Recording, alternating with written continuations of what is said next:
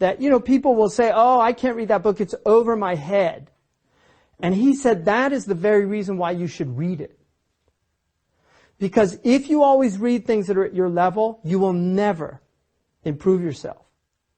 You won't get anything. But when you read something that's over your head, it forces you to, like pull-ups, right? The bar's over your head. And so as you pull up, right, it's really hard at first, but if you keep trying, it gets easier and easier. You can do more and more. Now, one of the things St. Augustine said about his education, and he was educated in what are called now, in our tradition, the liberal arts. Even though most liberal arts majors cannot, if you ask them what are the liberal arts, they won't be able to tell you. Even though they have a bachelor's in the liberal arts or a master's in the liberal arts, they won't be able to tell you actually what they refer to. But Augustine wrote a book called, it's not really a book, but it's an essay on Christian doctrine, in which he argues that it was essential for people to know these language arts before they went into the Bible to understand it. And he identifies them as grammar, rhetoric, and logic. And what he said, by mastering these arts, he said he was able to read, he was able to understand anything that he read and to articulate anything he thought. I mean, that's the definition of a literate person. That they can understand what they read and they can articulate what they think. Because a lot of people can't articulate their thoughts. I wish I could put it into words, what I'm trying to say. But they don't have that. That's a skill. Some people have it more naturally than others, but it is a skill that can be acquired. It's not magic. You have to have words. You have to know how words are put together. And so, basically, he said, if you're interested in those types of reading, don't bother with this book. You're just wasting your time.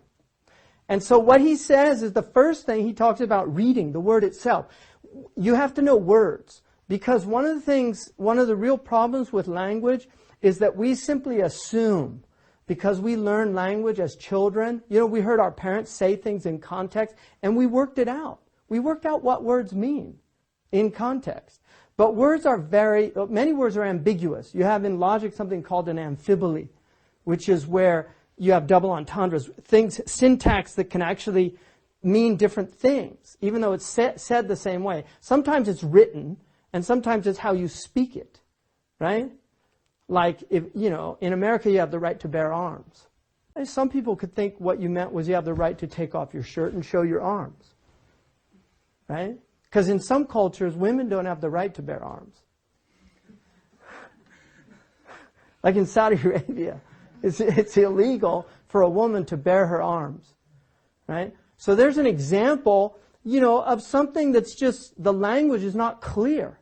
Now that's a kind of humorous example, but people actually misunderstand language all the time for that reason. And you have a whole set of fallacies in logic called the fallacies of equivocation, which is where things can mean more than one thing. We're using a term to mean different things. To give you an example, you could say that, only men are rational animals. Generally. I mean, jinn are rational and angels are rational, but we'll just, some people don't really accept those other categories. So we'll just say all men are rational animals. Women are not men. Therefore, women are not rational animals. The equivocal term there is men, because in the first term, it's a universal term that includes women. But in the conclusion, I'm basically excluding women from men. So I'm using a term, right, ambiguously, which is one of the rules in logic that you cannot do. Terms have to be unambiguous. So what he says is, you have to know the words that the author's using and how he's using them. And that's very important. So reading, what does reading mean? Like reading. What does it mean? I'm not reading you, Fatima. What does that mean? I'm not reading you. I don't know what you mean, right? You don't understand. Yeah, exactly. I don't know where you're coming from. I'm not reading you, right? Or, you know what, Mahasin, you're reading between the lines here, right? I mean, we can use the word in a lot of different ways, right? And so there's a basic meaning, which is just to read. But if you actually look, one of the meanings in Old English for read is the fourth stomach of a ruminant. Right? Because ruminants have 4 stomachs. And what do ruminants do? They chew the cud, right? And they swallow it, and then what do?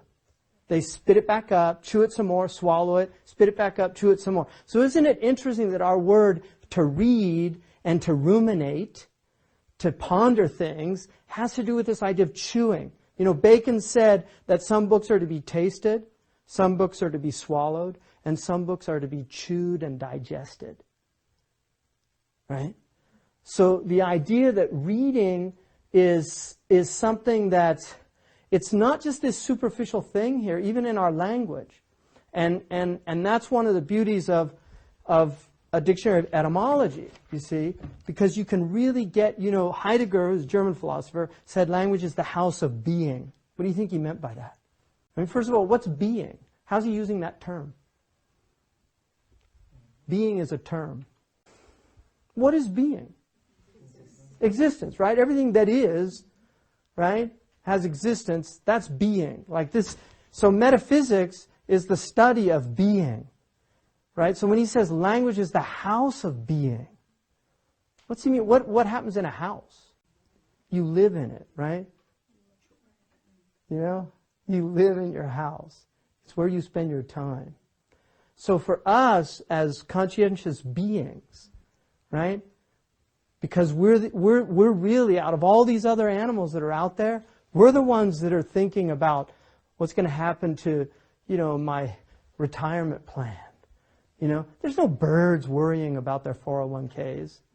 They're not out there. There's no lizards that are like, oh my God, the economy is so depressed. You know, what am I going to do? You know, right? They're not out there. But because we can actually think about things, you know, cogitate, think about the future, worry about the future. Like language is where all this experience is residing, right? It's residing in our language.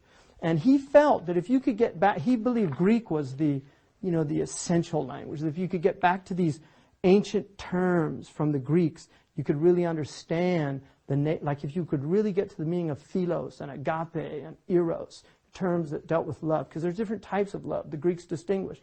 The Arabs distinguish. We don't really distinguish.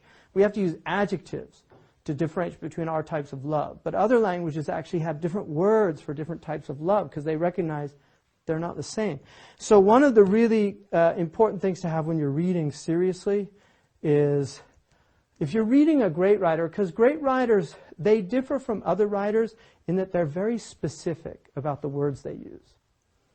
You know, and when you get into poetry, it's even more so because poets are not only using words based on their meanings, but they're using words based on their sounds. Like in English, we have mutes and liquids. You know, mutes and liquids. Like ka is a mute, because a mute sound you have to have a vowel to complete it, right? So you have a word like stop. You know, the p is a mute sound. So, you know, if a poet uses a mute as opposed to a liquid, he's doing it for effect, or she is doing it for effect. So just learning the sounds of words, of why we would choose stone over rock. They're very different sounds, aren't they? Stones, stepping stone. We don't say stepping rocks, right? But a stone is a rock, and a rock is a type of stone, right?